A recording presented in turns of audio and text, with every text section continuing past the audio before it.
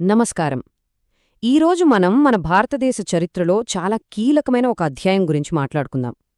చూడండి, అప్పట్లో యూరోపియన్ శక్తులన్నీ భారతదేశ సంపద కోసం పోటీ పడుతున్నాయి కదా. మరి ఆ టైంలో ఫ్రెంచి వాళ్ళు మన దేశంలోకి ఎలా అడుగుపెట్టారో. వాళ్ళు వచ్చింది కేవలం వ్యాపారం కోసమే, కానీ వాళ్ళు ఇక్కడొక సామ్రాజ్యాన్ని కట్టాలని ఎలా ప్రయత్నించారు. ఈ విషయాలన్నిటినీ మనం ఈ విశ్లేషణలో లోతుగా చూద్దాం. సో మన ముందున్న అసలు ప్రశ్న ఇదే: ఇంత పెద్ద శక్తివంతమైన దేశంలో ఫ్రెంచ్ వాళ్ళు తమ ఉనికిని ఎలా నిలబెట్టుకోగలిగారు? వాళ్ల మొదటి అడుగులు ఎలా పడ్డాయి? వాళ్లు వాడిన వ్యూహాలు ఏంటి? రండి, ఈ ప్రశ్నలకు సమాధానాలు వెతుకుదాం. అసలు ఈ కథంతా ఒక అధికారిక సంస్థతో మొదలయింది. ఆనాటి ఫ్రెంచ్ రాజుకు కొన్ని ఆశయాలుండేవి. తూర్పు దేశాల్లోని ఈ సంపదనంతా ఫ్రాన్సుకు తీసుకురావాలనే ఒక పెద్ద ప్లాన్తోనే వాళ్ల ప్రయాణం మొదలయిందనమాట. ఈ సంవత్సరం బాగా గుర్తుపెట్టుకోవాలి, 1664. ఇదే ఏడాది ఫ్రెంచ్ వాళ్ల కలలకి, వాళ్ల ఆశయాలకి ఒక చట్టపరమైన రూపం వచ్చింది. వాళ్ల తూర్పు దేశాల ప్రయాణానికి అఫీషియల్గా గ్రీన్ సిగ్నల్ పడింది. ఆ పెద్ద సంస్థ పేరు కంపనీ దెస్ ఇంdes ఓరియంటాలెస్. మనకు సింపుల్గా చెప్పాలంటే ఫ్రెంచ్ ఈస్ట్ ఇండియా కంపెనీ. దీని లక్ష్యం ఒక్కటే: భారతదేశం ఇంకా తూర్పున ఉన్న ఇతర దేశాలతో వ్యాపారం చేసి ఫ్రాన్స్ను సంపన్న దేశంగా మార్చడం. సరే, కంపెనీ అయితే ఏర్పడింది, ప్లాన్స్ అన్నీ రెడీ అయ్యాయి. మరిప్పుడు యాక్షన్లోకి దిగాలి కదా. వాళ్లు మన భారతదేశ గడ్డమీద మొదటి అడుగు ఎలా వేశారు, వాళ్ల స్థావరాలని ఎలా కట్టుకున్నారో ఇప్పుడు మనం చూద్దాం.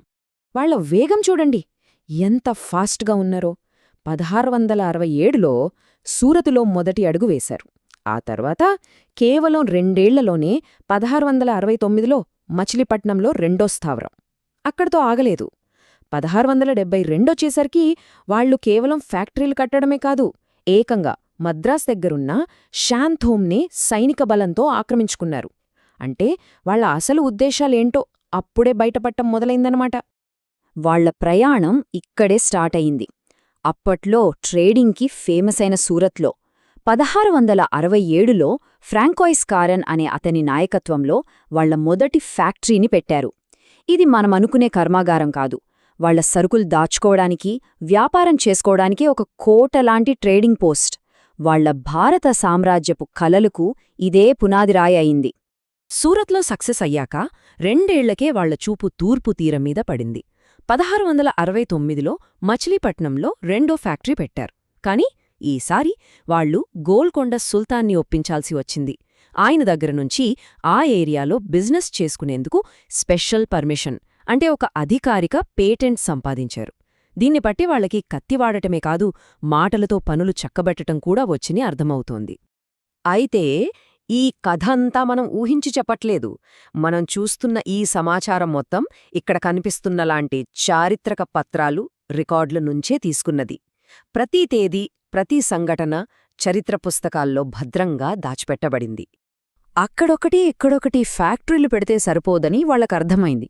భారతదేశంలో మన అధికారం శాశ్వతంగా ఉండాలంటే మనకంటూ ఒక స్ట్రాంగ్ హెడ్ క్వార్టర్స్ కావాలి, ఒక గుండెకాయలాంటి సెంటర్ ఉండాలని వాళ్లు గ్రహించారు. ఆ సెంటర్ నుంచే వాళ్ల పవర్, వాళ్ల ప్రభావం దేశం మొత్తం పాకాలి. సరిగ్గా ఈ టైంలోనే ఒక ముఖ్యమైన వ్యక్తి తెరపైకొచ్చారు. అతనే ఫ్రాంకోయిస్ మార్టన్. ఫ్రెంచ్ ఇండియాకు గుండెకాయలా మారిన పాండిచ్చేరిని కట్టిన ఘనత ఈయనదే. పాండిచ్చేరి కథ ఒక చిన్న స్థలంతో మొదలైంది. 1673లో ఫ్రాంకోయిస్ మార్టన్ చాలా ముందుచూపుతో లోకల్ గవర్నర్ అయిన షేర్ఖాన్ లోడీ దగ్గర్నుంచి ఒక చిన్న ల్యాండ్ తీసుకున్నారు. ఆయన నాయకత్వంలో ఆ చిన్న స్థలమే ఫ్రెంచ్ వాళ్లకు ఇండియాలో చాలా ముఖ్యమైన, అందమైన నగరంగా మారింది. వాళ్ల అధికారానికి కేంద్ర బిందుగా తయారైంది.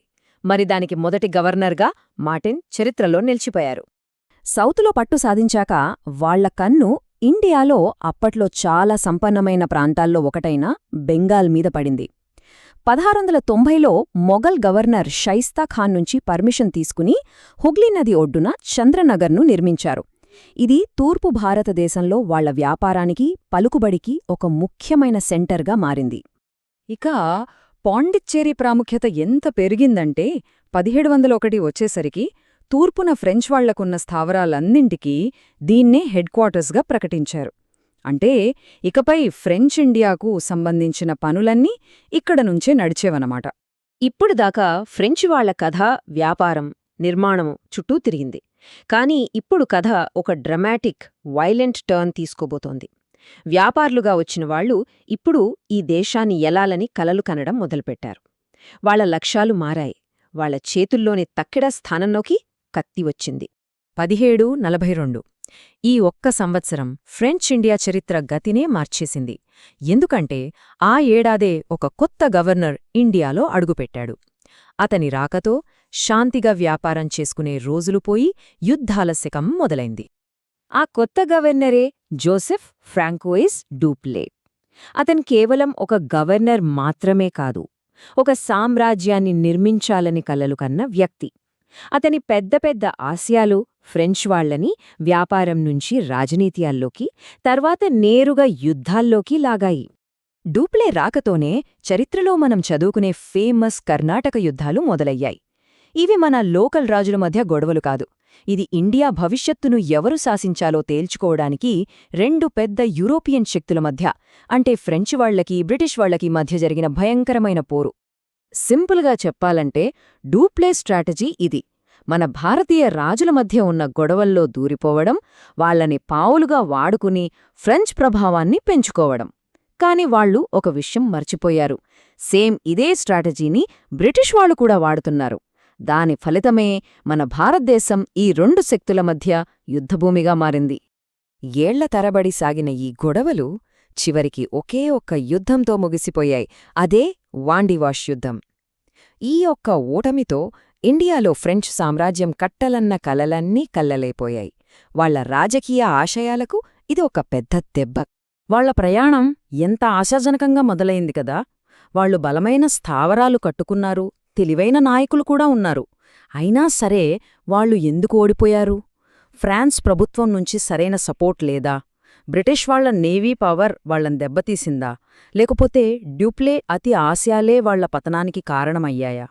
వాళ్ల కథ మనకు చరిత్ర గురించి, సామ్రాజ్యాల అస్థిర స్వభావం గురించి ఏం చెప్తోంది? ఇది మనం ఆలోచించాల్సిన ప్రశ్న.